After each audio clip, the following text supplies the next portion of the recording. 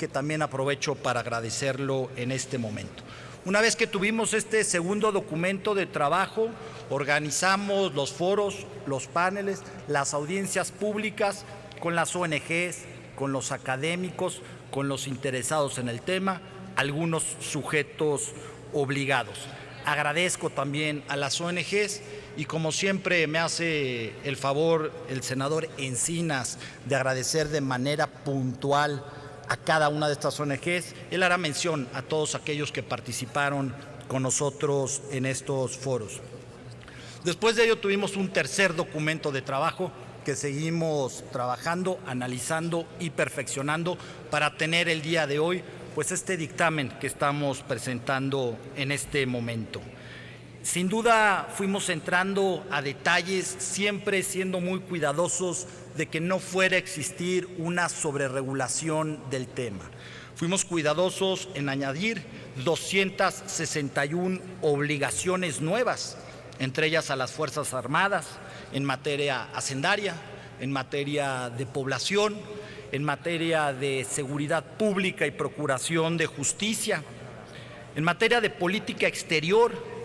de medio ambiente, de economía, de ganadería, de pesca, de salud. Fuimos así detallando todo un catálogo de nuevas obligaciones.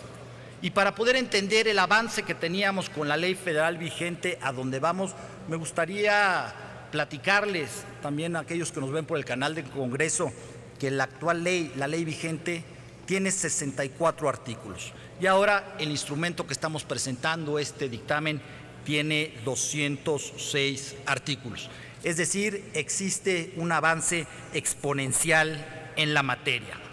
Sin duda existen retos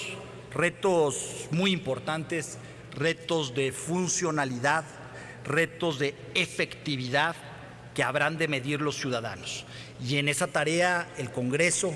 la Cámara de los Senadores como la Cámara de los Diputados tendremos que estar muy pendientes a este seguimiento de la mano con los ciudadanos, porque esta ley debe ser efectiva y creemos que va a ser efectiva sin duda alguna. El otro tema del cual deberemos estar muy pendiente, pues es la plataforma. Esta plataforma informática de la cual los ciudadanos deberán tener un fácil acceso a esta plataforma. Esta ley es una ley de avanzada, es una ley de vanguardia que cumple con los más altos estándares internacionales. Los acuerdos, las sinergias que tuvimos con todos los grupos parlamentarios nos permitió trabajar durante estos 6 meses con celeridad, por decirlo así, porque hay que recordar que nos dimos un año para tener esta ley y estamos pues presentando este dictamen faltando 6 meses. Eso sin duda es una muestra del compromiso que tiene el Senado de la República con un tema tan importante como es la transparencia y la rendición de cuentas. En este dictamen que presentamos el día de hoy no hay ocurrencias. No hay ocurrencias ni improvisaciones. Lo que hay es un trabajo puntual que ha recogido, que ha dado seguimiento a los 12 años de experiencia de antes el IFAI y de ahora el INAI, como un organismo constitucional autónomo. Eso sí es lo que contiene. Sin duda, el dictamen que presentamos consolida y fortalece el derecho a acceso a la información y el sistema como tal, el Sistema Nacional de Transparencia. Este instrumento nos va a permitir prevenir el abuso del Estado, luchar contra la corrupción y previene cualquier indicio de autoritarismo que pudiera estar presente. No me queda duda que con este instrumento y con el trabajo que hemos realizado en los meses anteriores, con las reformas constitucionales, con las leyes generales, con las leyes federales y con lo que nos falta por legislar, que hay que decirlo, también falta mucho por legislar todo el paquete secundario de anticorrupción, y tendríamos que estar pensando en que estos dos sistemas son sistemas complementarios, el Sistema Nacional de Transparencia y el Sistema Nacional Anticorrupción. No me queda duda que con estos instrumentos que el Senado está poniendo, instrumentos de vanguardia, México se convierte en un referente internacional en materia de transparencia y rendición de cuentas. Agradezco nuevamente a todos los que han ayudado y han participado en este gran instrumento que próximamente se convertirá en ley. Muchas gracias, señor presidente. A nombre de la Comisión de Gobernación, tiene el uso de la palabra la senadora Cristina Díaz Salazar.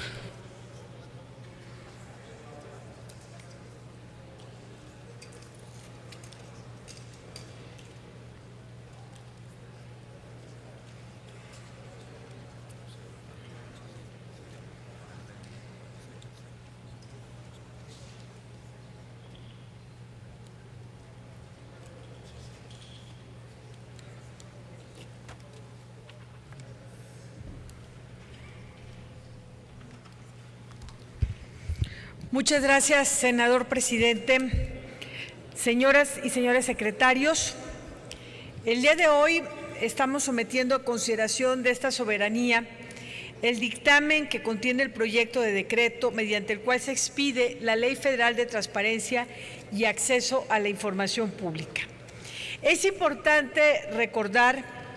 que la Ley General de Transparencia y Acceso a la Información Pública tiene por objeto establecer los principios, bases generales y procedimientos para garantizar el derecho de acceso a la información en posesión de los sujetos obligados de los 3 órdenes de gobierno. En tal sentido, la ley que hoy nos ocupa desarrolla bases y principios de la Ley General para lograr su aplicación armónica por parte de los sujetos obligados a nivel federal y con ello cumplir lo establecido en la reforma constitucional que crea el Sistema Nacional de Transparencia y de Acceso a la Información. A partir de ello, hemos iniciado el proceso para cumplir con las obligaciones constitucionales en materia de transparencia. De esta manera, la Ley Federal de Transparencia y Acceso a la Información Pública es otro elemento más para el cumplimiento de nuestra responsabilidad de informar y llevar a cabo las funciones gubernamentales con mayor transparencia en el ejercicio del cargo, así como en el uso y destino de los recursos públicos y con ello empoderar al ciudadano a través de un mecanismo de efectiva rendición de cuentas. Es de considerar que en tanto el derecho de acceso a la información pública como un derecho humano comprende entonces la potestad de solicitar, investigar, difundir, buscar y recibir información, tal como lo ha dicho la Suprema Corte de Justicia de la Nación. El acceso a la información es un derecho y un instrumento para el ejercicio de otros derechos para que los gobernados ejerzan un control respecto del funcionamiento institucional de los poderes públicos. En el Senado de la República hemos realizado acciones conjuntas con los distintos grupos parlamentarios para fortalecer, promover y fomentar una cultura de transparencia y acceso a la información pública que atienda las demandas de los ciudadanos. En ese tenor, los objetivos de esta ley serán los de proveer lo necesario para que todo solicitante o peticionario pueda tener acceso a la información mediante procedimientos sencillos y expeditos. Transparentar la gestión pública mediante la difusión de la información oportuna, verificable, inteligible, relevante e integrar. Favorecer la rendición de cuentas a los ciudadanos de manera que puedan valorar el desempeño de los sujetos obligados es una tarea importante. Regular los medios de impugnación que le competen resolver al Instituto. Fortalecer el escrutinio ciudadano sobre las actividades sustantivas de los sujetos obligados y consolidar la apertura de las instituciones del Estado mexicano mediante iniciativas de gobierno abierto que mejoren la gestión pública a través de la difusión de la información de formatos abiertos y accesibles, así como de la participación efectiva de la sociedad en la atención de los mismos. Propiciará esta ley la participación ciudadana en la forma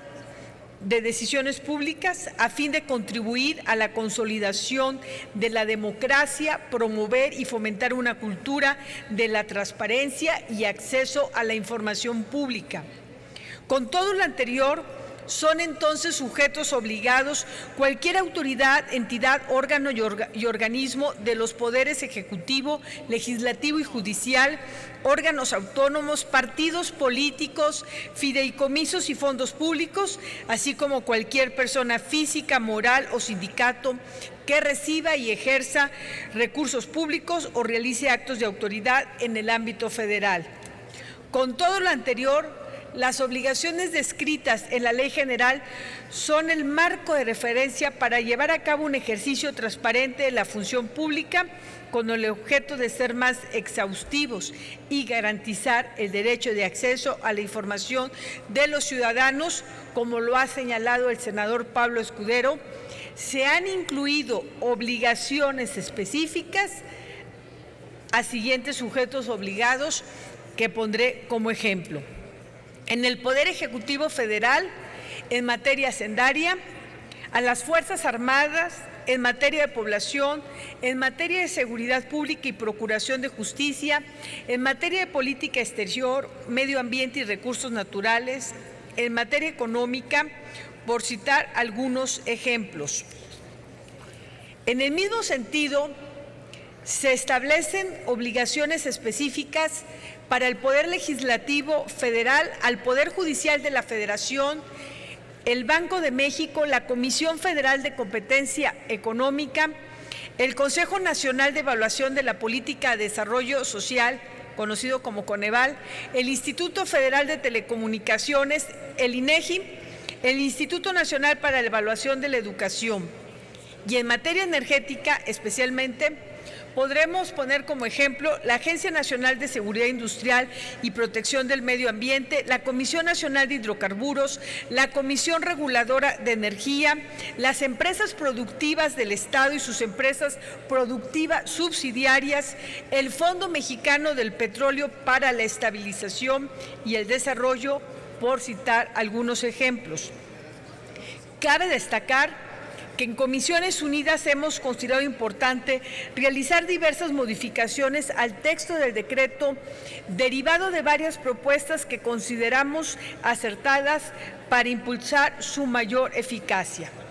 con la finalidad de que el comisionado presidente del INAI se elija en sesión pública y que la ciudadanía siga de cerca su elección.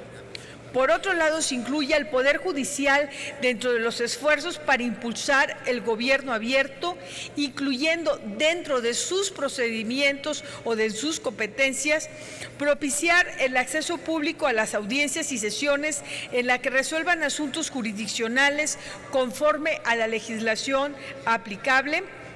así como implementar plataformas electrónicas y otras herramientas que permitan la interacción de la sociedad frente a la actuación jurisdiccional.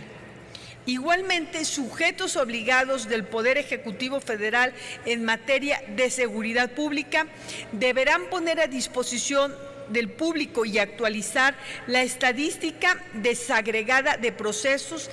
denuncias e investigaciones relacionadas a las conductas consideradas como delitos en materia de justicia para adolescentes y la estadística relativa a la solución de controversias realizadas a través de mecanismos alternativos de solución de controversias en materia penal, así como medios de mediación, conciliación y justicia restaurativa.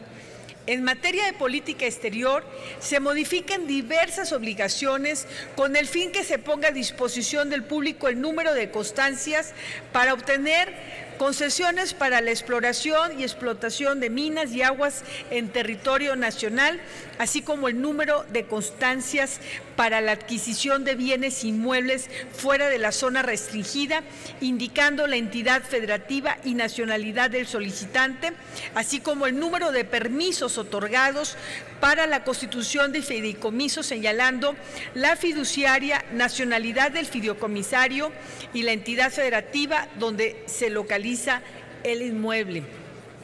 En el ámbito educativo, otro ejemplo es que se modifican las obligaciones del Instituto Nacional para la Evaluación de la Educación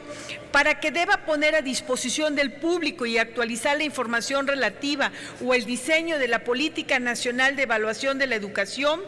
así como los programas y los resultados de las evaluaciones que en el marco de su competencia se lleven a cabo. De igual forma, se deberá transparentar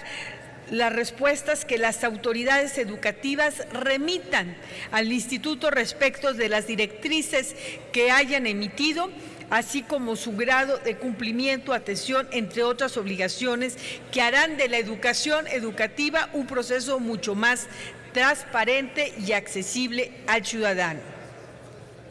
Compañeros senadores, esta Ley Federal de Transparencia atiende las demandas de los ciudadanos en materia de acceso a la información pública para que ésta sea clara, precisa y expedita. Y es esencial que continuemos trabajando para brindar a la ciudadanía mayores instrumentos para que los mexicanos participen de manera más eficaz en el ejercicio de sus derechos y sean vigilantes activos en el actuar público, concibiendo así una relación más estrecha entre gobernantes y los ciudadanos. Esto es un paso más en materia de transparencia. La tarea continúa para el Congreso de la Unión. Seguiremos pendientes en el futuro por dictaminar datos personales y desde luego presentar la iniciativa de archivos. La tarea es permanente por lograr y por consolidar un Estado de Derecho que en el derecho humano de todos los mexicanos sea la transparencia y la rendición de cuentas. Muchas gracias. De conformidad con lo expuesto por el artículo 196 del reglamento del Senado, se concede el uso de la palabra al senador Alejandro Encinas Rodríguez para fundamentar el dictamen a nombre de la Comisión de Estudios Legislativos Segunda. Muchas gracias, senador presidente. Compañeras y compañeros senadores, como lo ha señalado ya aquí la senadora Cristina Díaz y el senador Pablo Escudero, el día de hoy damos un paso más en lo que hemos avanzado en materia de construir el entramado institucional, la legislación en materia de transparencia y acceso a la información para hacer efectivo uno de los derechos humanos fundamentales consagrados en nuestra Constitución para todas las personas, para todas las ciudadanas y ciudadanos en nuestro país. Como se ha dicho aquí, no solamente este dictamen que presentamos el día de hoy deriva de 3 iniciativas, la primera presentada por legisladores de 4 fracciones parlamentarias en diciembre de 2014 y otras 2 más presentadas por legisladores, en primer lugar del PAN y del propio PRD y posteriormente del Partido Revolución Institucional y el Partido Verde. Pero también hay que saber que el resultado de más de 3 años de discusión, un proceso que inició en septiembre de 2012 en la anterior legislatura y que derivó en una reforma constitucional en donde además de buscar dotar de autonomía a todos los órganos garantes, tanto en el ámbito federal como en los estados de la República, establecer los estándares legislativos básicos de la legislación en el ámbito federal y local y eliminar la discrecionalidad con que hasta ese momento se manejaba y ejercía este derecho al acceso a la información pública, hoy estamos concretando. Hay que señalar que a través de las audiencias públicas y las consultas con los órganos garantes se han realizado un conjunto de modificaciones importantes. Y hay que reconocer, lo señalaba Pablo Escudero, las aportaciones siempre oportunas y críticas de las organizaciones de la sociedad civil. Yo debo reconocer el trabajo de artículo 19 del Colectivo para la Transparencia, de México Infórmate, de Fundar y otras organizaciones sociales especializadas en el tema que nos han ayudado e incluso con una visión crítica como la fijada el día de ayer en el comunicado de prensa que hicieron público y que hemos considerado en gran medida, o mejor dicho, en la medida de lo posible, en las adecuaciones que todavía anoche realizamos al proyecto de dictamen y que hoy se han sumado a la discusión. Debo señalar que ha habido temas polémicos y si bien el espíritu fundamental de la ley general se mantiene, particularmente en lo que se refiere a la prohibición, por ejemplo, de reservar información a violaciones graves a los derechos humanos o a la comisión de delitos de lesa humanidad, donde se mantienen los estándares establecidos en la ley general y se establece la obligación de adoptar criterios de interpretación pro persona en su sentido de protección y garantía más amplio, haciendo valer la preeminencia del principio de máxima publicidad. Creo que se logra, sin lugar a dudas, un avance significativo, aunque no se logró un acuerdo en lo que es hacer más explícito la facultad del Instituto Nacional de Acceso a la Información para hacer una valoración cualitativa y cuantitativa sobre violaciones graves a los derechos humanos, delitos de lesa humanidad u actos de corrupción para efectos de acceso a la información, lo que también a mi juicio no impide necesariamente que ellos lo realicen, aunque tendrán que enfrentar sin lugar a dudas algunas resistencias. De la misma manera, en las obligaciones de transparencia de los sujetos obligados federales se logró consenso en 276 obligaciones genéricas y específicas, aunque en el ámbito energético quedaron pendientes de definición algunas obligaciones sustantivas, como por ejemplo la información del estado que guarda la integridad física y operativa de las instalaciones de los asignatarios, permisionarios o concesionarios, o la ubicación de los pozos de agua residuales, estándares y funciones y responsabilidades en materia de seguridad industrial, operativa y ambiental de los propios permisionarios o concesionarios. En materia de sindicatos y partidos, que fue de los temas que estuvimos discutiendo, se mantienen como sujetos obligados e incluso en el ámbito de los partidos políticos, sujetos a una doble regulación en materia de transparencia, no solamente en lo que contiene la ley general y la ley federal en materia de obligaciones para los partidos políticos, sino también las disposiciones que derivan de la ley general de procesos políticos, de procesos electorales y partidos políticos, en lo que corresponde al manejo de las prerrogativas en los procesos electorales. Y en el caso de sindicatos, se reitera, además de las responsabilidades establecidas en la ley general, la obligación de mantener disponible la información y de manera accesible en todo lo que se refiera a los asuntos de administración o manejo de recursos públicos en especie o en efectivo. Aunque también aquí hay que señalar que en todo momento, y esto no solamente es una disposición de los estatutos de los sindicatos, los agremiados de los sindicatos pueden recurrir y requerir la información, por ejemplo, del manejo de las aportaciones, de las cuotas sindicales, las aportaciones de los trabajadores a su sindicato, a partir de las obligaciones en materia de transparencia que se establecieron en la reforma laboral, en donde se debe dar cuenta desde el registro del sindicato, los mecanismos de elección de sus dirigentes, el padrón de afiliados e incluso los mecanismos para aprobar los contratos colectivos y que estos sean derivados efectivamente de la consulta con los trabajadores.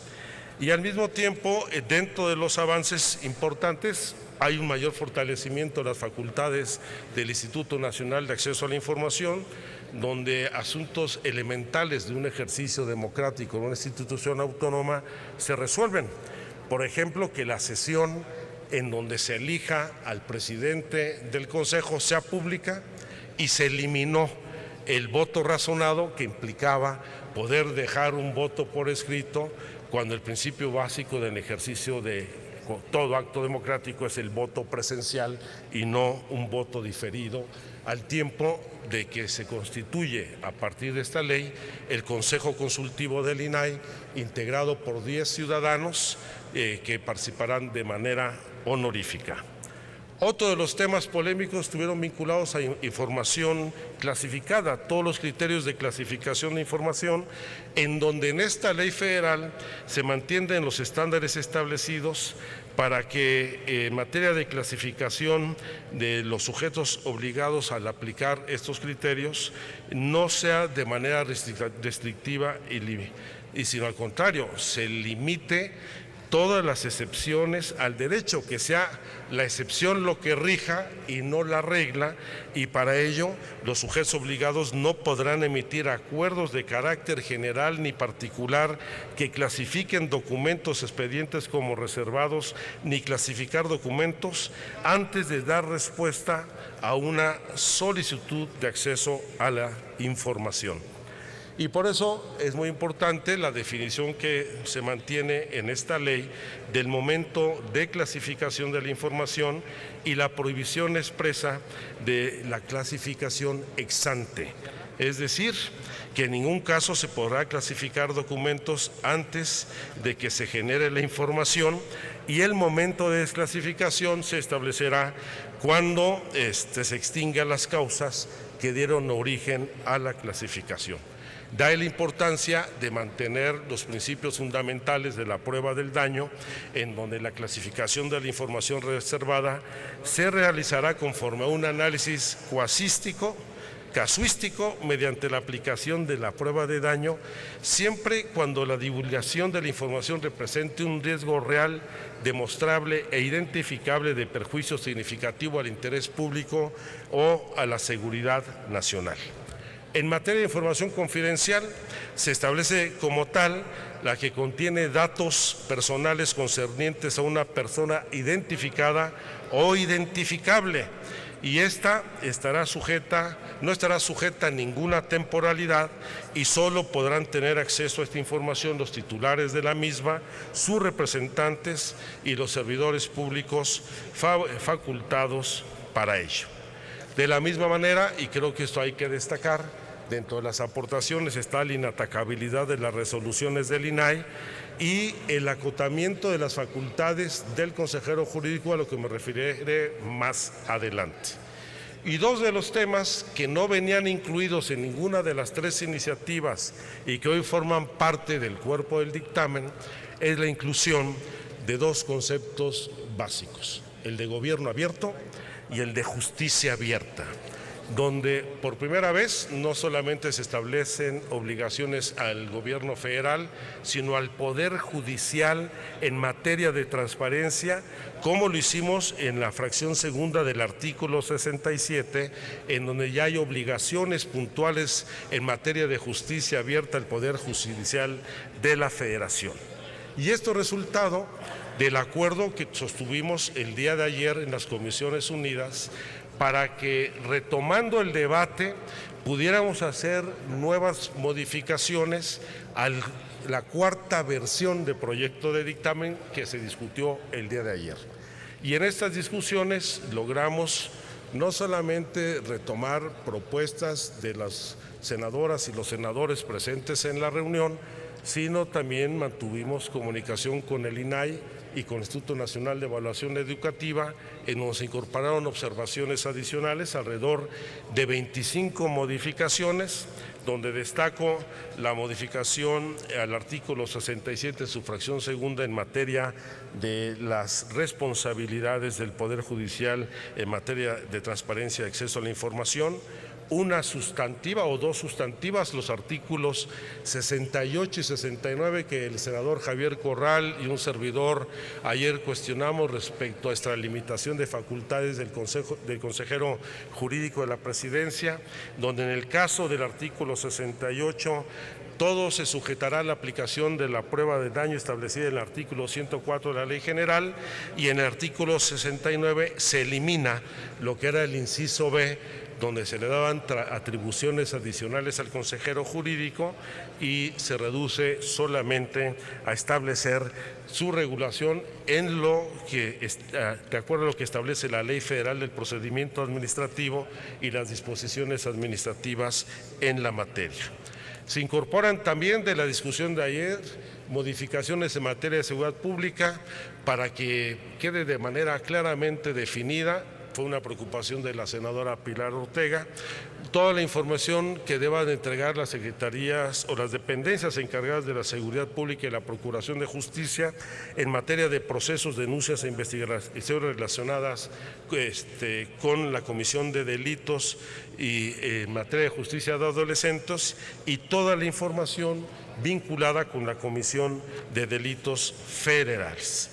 Y debo destacar una que era muy importante, una adecuación al artículo 113, que es de las modificaciones de mayor trascendencia, donde estábamos cometiendo una omisión significativa, ya que en este artículo se consideraba como información confidencial la que contenía datos personales concerniente a toda persona, cuando nuestra Constitución establece que se entiende por persona tanto las personas físicas o morales, con lo cual podría haberse realizado excepciones en materia de personas morales, y por eso el artículo 113 establece ya con toda precisión que se trata de personas físicas. Finalmente, sí quiero entrar a uno de los temas que mayor polémica generaron, y es en cuanto a si se mantiene o no una excepción a los grupos parlamentarios o al Poder Legislativo en materia de sus obligaciones de transparencia. Y yo quiero aquí sostener mi convicción de que no solamente en materia de las obligaciones del Poder Legislativo, sino de los grupos parlamentarios y de cada uno de los legisladores integrantes de ambas cámaras del Congreso de la Unión, tenemos plena vigencia en nuestras obligaciones genéricas y específicas desde el momento mismo en que la Ley General las estableció. Y aunque se estableció una excepción para la aplicación de la Ley General en materia de rendición de cuentas y solicitudes de información al Congreso de la Unión en el artículo 13º transitorio, que establecía un periodo de tiempo para que el Senado de la República y la Cámara de Diputados establecieran sus reglamentos de administración y rendición de cuentas, esta prescribió o terminó el último día del mes de agosto, con lo cual la omisión del legislador no obsta para que tengamos la obligación de dar pleno cumplimiento a esa responsabilidad. ¿Qué significa esto? Que no solamente no hay ningún régimen de excepción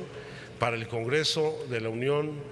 ninguna de sus cámaras, ningún grupo parlamentario y ningún legislador, sino que todos estamos obligados a partir del 1 de septiembre a rendir cuentas de los recursos que percibimos para el desempeño de nuestras funciones y de las acciones o del desempeño legislativo que tengamos. Ya veremos quién cumple y quién no cumple, porque ahí es donde vienen los nuevos retos. Y creo que hay dos grandes retos al futuro. El primero es el reto de la implementación de la ley.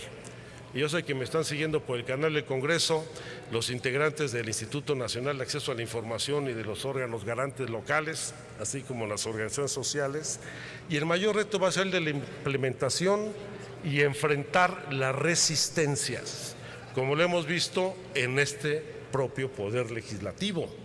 Y en esto va a requerirse mucho del trabajo y la participación de la sociedad civil. Y el segundo reto, y lo quiero advertir desde hoy, es que ante esta cascada de legislación que iniciamos en el 2012, con una reforma constitucional en materia de transparencia y acceso a la información, que dio lugar a una ley general que por primera vez en la historia del proceso legislativo de nuestro país deriva en una ley secundaria de carácter federal,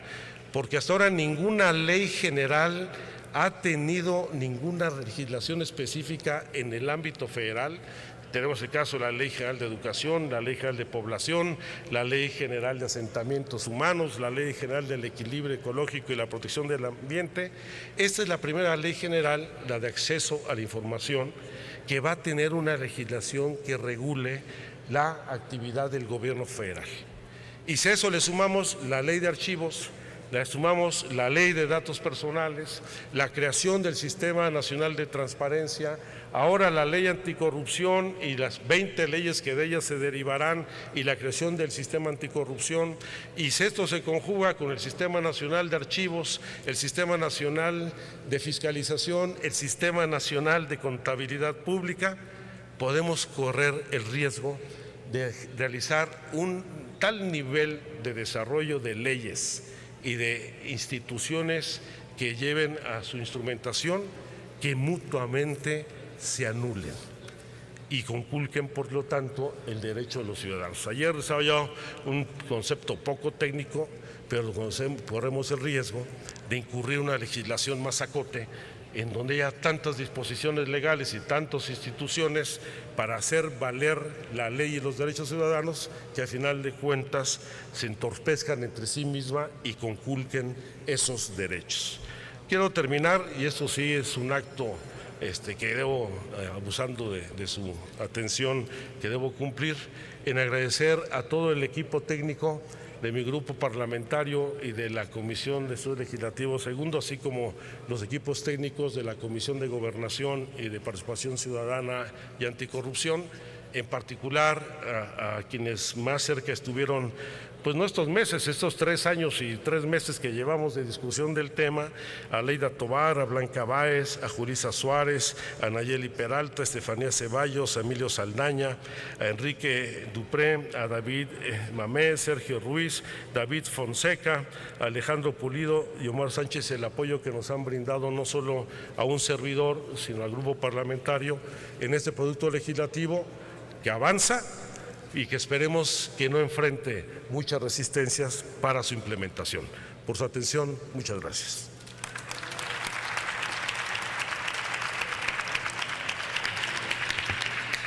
Esta presidencia da la más cordial bienvenida a estudiantes de la Facultad de Derecho de la Universidad Autónoma del Estado de México, invitados por la senadora María Elena Barrera Tapia,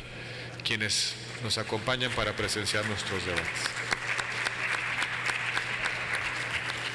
En términos de lo dispuesto por el artículo 199, numeral primero, fracción segunda del reglamento, procederemos a los posicionamientos de los grupos parlamentarios en orden creciente y por un tiempo de hasta 10 minutos por cada intervención. En consecuencia, tiene el uso de la tribuna el senador Manuel Bartlett Díaz, del Grupo Parlamentario